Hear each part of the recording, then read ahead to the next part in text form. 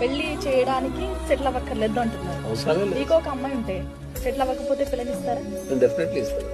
ఏ ధైర్యంతో ఇస్తారు ఒక తండ్రిగా? కలిసి బతకడానికి ధైర్యం ఏముందండి? ఇప్పుడు మీకు సమాజం అంతా ఒక రాంగ్ వేలో పోతుంది. మీరు ఒక 100 కోట్లున్నోనికి వాడు 100 కోట్లు ఉన్నాయి, సరే వాడు ఏం చేస్తాడు లేడు. ఒక 100 కోట్లు ఉన్నాయి, 100 కోట్లున్న ఒక వ్యక్తికి మీరు పిల్లనిచ్చి పెళ్లి చేశారు.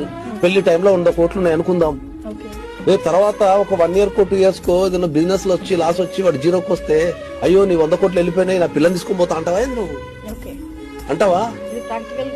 అంటావా? ఎవరైనా సమాజం మరి మరి మరి మీరు ఏం చెప్తారు సమాజానికి?